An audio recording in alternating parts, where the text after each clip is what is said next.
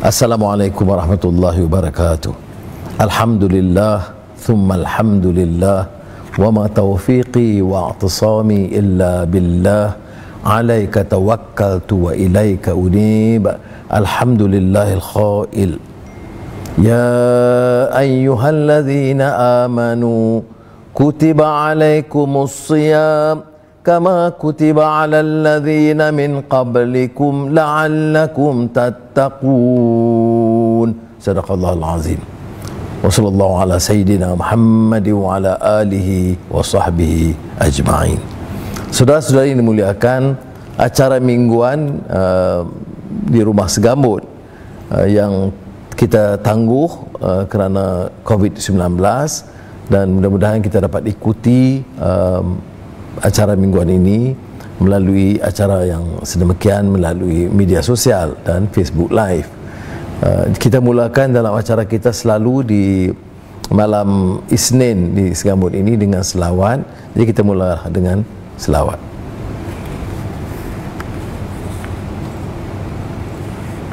Allahumma salli ala nuril anwar wa sirril asrar wa tiryaqil ayat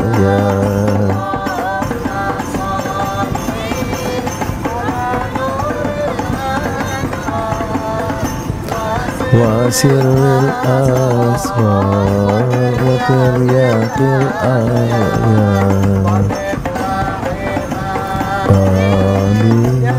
Yasari Sayyidina wa Maulana Muhammadan Muhtar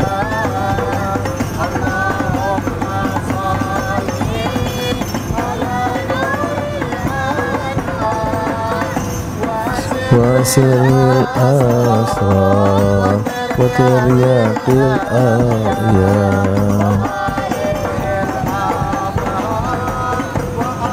wa ashabihil ayat adada ni'amillah wa ifdalih.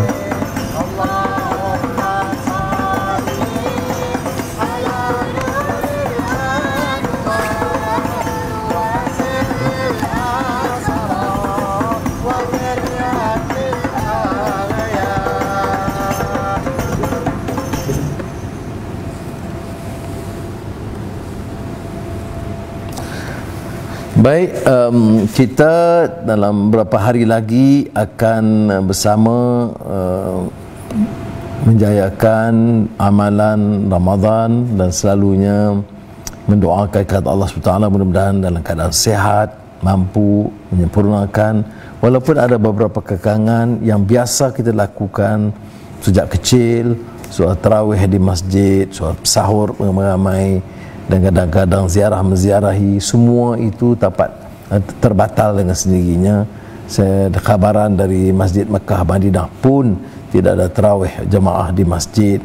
Jadi kita juga nampak ada kekangan itu, walaupun kadang-kadang boleh dibuat secara terbatas, tapi kita boleh teruskan di rumah supaya amalan itu lebih tekun, kerana pekerjaan di luar itu dah terbatas. Selalu kalau saya biasa umpamanya dalam menghadapi Ramadan ini, mula dengan mengulangi bab kecil Ramadan dalam karya ulung besar Hujjatul Islam Imam Al-Ghazali dalam Ihya Ulumuddin.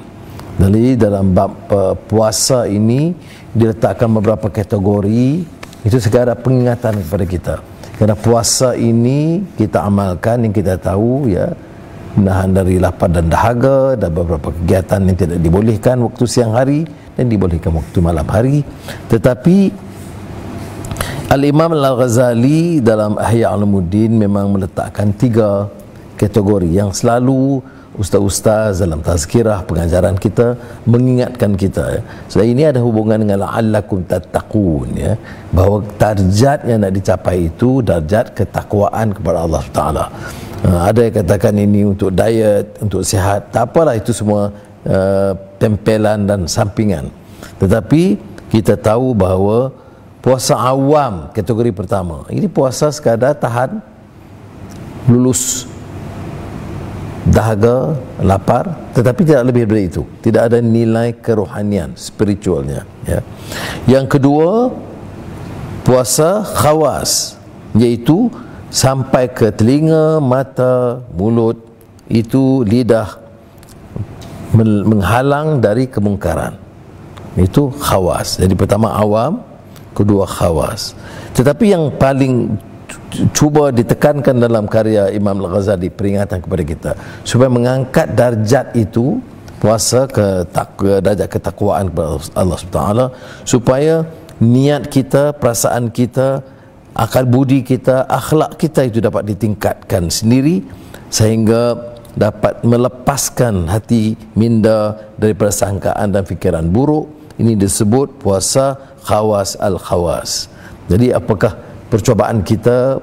Pertamanya tentunya nak capai tahap yang kedua, ya, dan kemudian dengan ibadah dan amal kita itu meningkatkan peringkat yang ketiga. Kesempatan ini juga saya rojok juga kepada tafsir Al-Munir. Tafsir Al-Munir ini karya Profesor Dr. Wahbah Az-Zuhaili, ulama dari Syria terkenal, pernah juga berkunjung ke Malaysia. Jadi tafsir itu berjudul At-Tafsir Al-Munir fil Aqidah wa Syariah wal Manhaj. Tapi dalam bab puasa ini dikaitkan terutama dalam surah Al-Baqarah ayat 188 yang beliau kaitkan dengan 187 yang hubungan antara ayat ini dengan puasa Ramadan, dan saya akan terangkan apa yang dimaksudkan oleh Syekh Wahbah Az-Zuhaili, ya. Bismillahirrahmanirrahim. Wala ta'kulu amwalakum bainakum bil batil wa tud'alu biha ilal hukam litakulu fariqam min amwalin nas wa antum ta'lamun. Sadaqallahul azim. Janganlah kamu makan harta di antara kamu dengan jalan yang batil, dan yang kamu menyuap dengan harta itu pada para hakim dengan maksud kamu dapat makan sebahagian dari harta orang lain dengan jalan dosa padahal kamu mengetahui. Dia Syekh Wahbah Zuhaili kaitkan ini dengan ayat sebelumnya, ya, bagi iaitu ibadah kepada Allah Subhanahu Wa Taala dengan melakukan puasa, menahan dirinya dari hal-hal yang biasa dikerjakan, makan minum, jima di siang hari, menahan waktu malam. Tapi sudah semestinya makanan itu katanya makanan halal, dan amalan kita juga harus halal. Jadi ini yang ditekankan dalam semangat ibadah itu. Dan ini dikaitkan juga dengan soal rasuah, merasuah hakim atau memakan barang yang haram. Umpamanya kita ambil wang rasuah, kemudian kita hebah dengan majlis amal jariah, kemudian ada hadapi mahkamah, kita sogok hakim. Ini memang heboh war-war dalam banyak negara dan juga pengalaman kita. Jadi ini dalam bulan puasa, bulan Ramadan ini, selain daripada kita tahu tentang kategori puasa Ramadan yang disebut oleh Hujjatul Islam Imam Al-Ghazali, saya juga kaitkan tentang kupasan atau tafsir Al-Munir oleh Syekh Wahbah Zuhaili yang mengaitkan ayat ini dengan ayat sebelumnya, iaitu Ramadan dan puasa, untuk memastikan bahawa kita ada naik ke tahap yang lebih bermakna.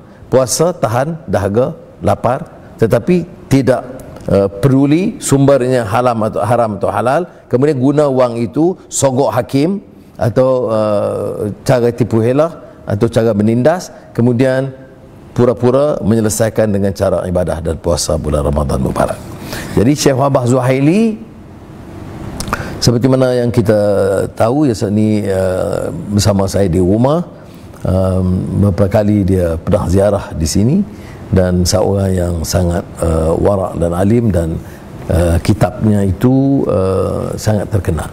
Saya pernah mula-mula dengar tafsir Al-Munir ini sebenarnya dalam satu mesyuarat Institut Pemikiran Islam Sedunia, yang memberitahu saya Syekh Taha Jabir Al-Alwani. Dia beritahu di kita Anwar ada satu tafsir yang baru diterbitkan dalam bahasa Arab, tapi sangat berkesan, dan dia baca di antara tafsir contemporary, al-muasir, yang semasa. Dia rasa perlu kita cuba menghebahkan dan minta murid-murid dan pelajar membaca kitab tafsir Al-Munir ini. Dan ini sehingga akhirnya kita dapat, dan saya dapat pula kunjungan daripada Syekh Wahabah Zuhaili. Jadi saudara, kita dalam beberapa hari ini gunalah kesempatan ulang kaji apa kita harus lakukan pagi, kemudian soal Quran, soal hafalan supaya kita dapat baca dengan baik masa memimpin tarawih atau salat jamaah dengan keluarga. Ini cabaran juga ya. Kalau tidak, tentu kita ikut imam saja. Sekarang ni kita harus mengimamkan, maka kita harus cuba baikilah bacaan, termasuk saya yang saya lakukan supaya ada tasmi', mana ada ustaz membaca, kita baca dan dibetulkan ya, supaya tingkatkan pembacaan dan yang penting juga kefahaman ibadah bulan Ramadan. Saudara, terkait dengan bulan Ramadan ini juga dua perkara ya. Pertama yang disebut oleh Wahbah Zuhaili soal hakim, hukum ni jangan dua. Daripada zaman azali dunia purba sampailah sekarang selalu hukum dua. Satu hukum untuk para ningrat, aristokrat, korporat, pembesar-pembesar. Satu hukum untuk yang miskin, yang keparat.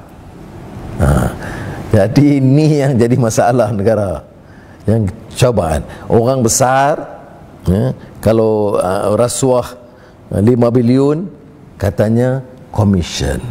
Orang kecil kalau rasuahnya RM5 katanya corruption.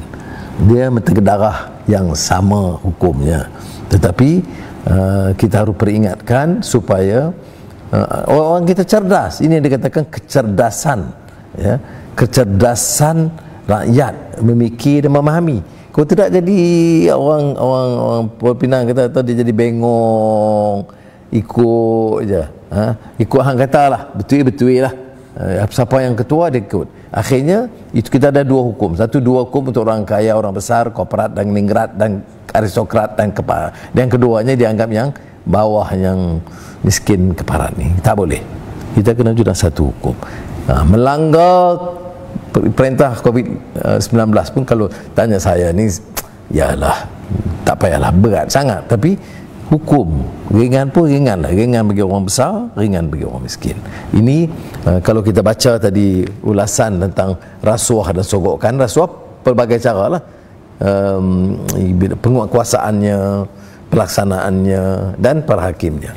Mudah-mudahan kita dapat peringatan. Yang keduanya tentang bazar Ramadan. Ini saya bimbang perkara ini sebab begini, orang dah bayar. Orang kami di utara kita bayar cengkram ni deposit.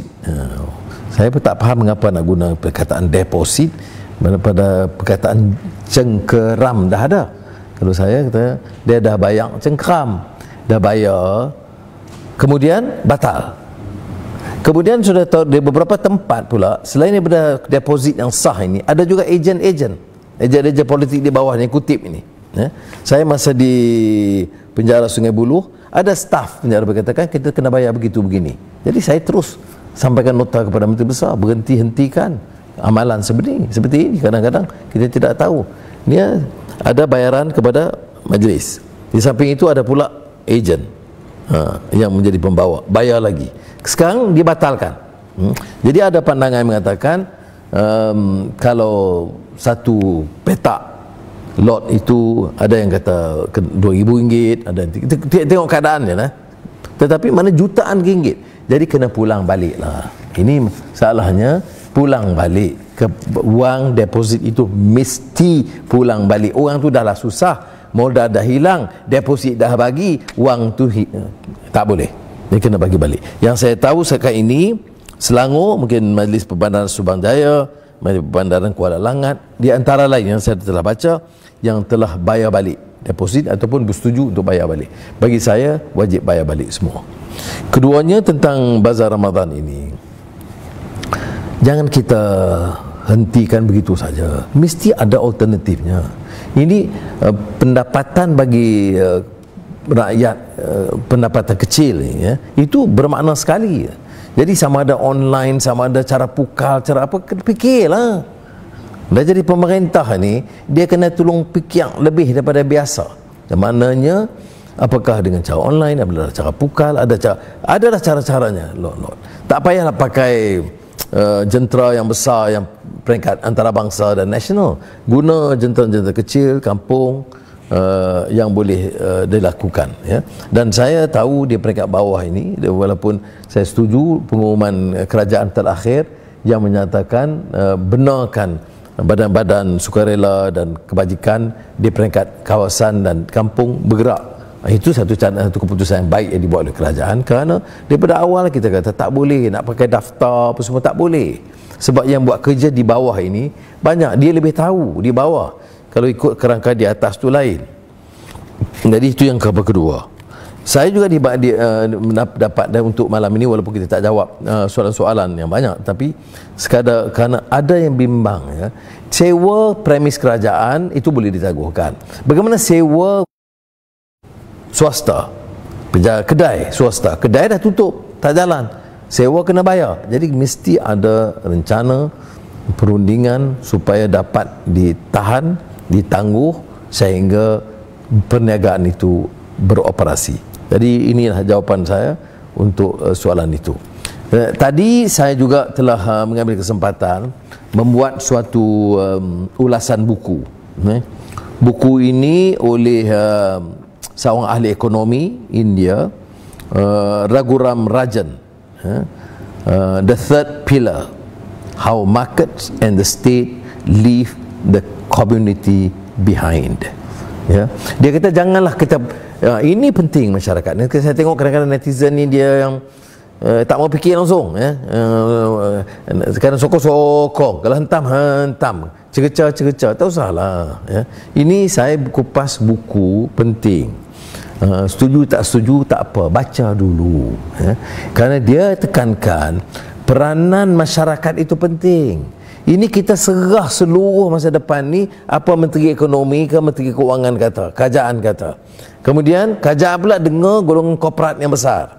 Jadi kata dia, nexus, kaitan di antara kelompok berkuasa dan kaya itu terlalu kukuh. Ini seperti di Amerika Syarikat yang disebut Capitol Hill, dari Presiden dan Senate dan penguasa, dengan Wall Street.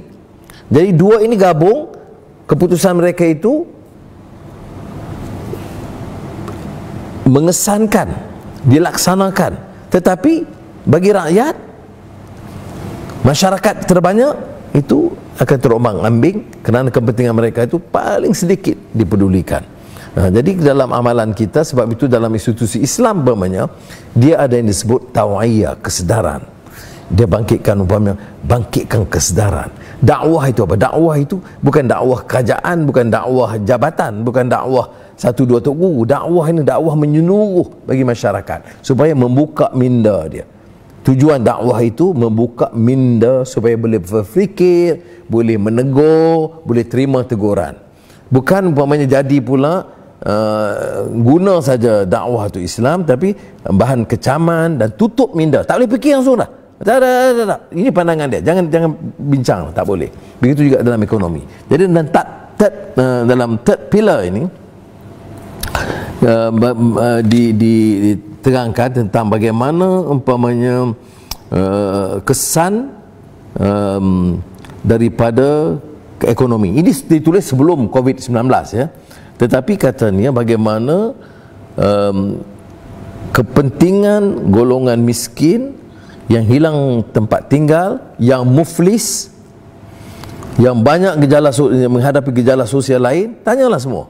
Keganasan rumah tangga, alkohol, masalah perjudian, masalah arak, masalah dadah, semuanya kalau tengok kategori yang paling miskin. Pengalaman saya di Sungai Buloh, kalau tengok yang duduk, yang masuk penjara itu, ya, 70-80%, mungkin lebih 90% itu kategori paling miskin, ya. Dia hadapi masalah, ya. Kalau ada salah, betul ada salah, tapi bukan maknanya, tetapi ada sistem itu sebenarnya tidak membantu mengangkat darjat mereka.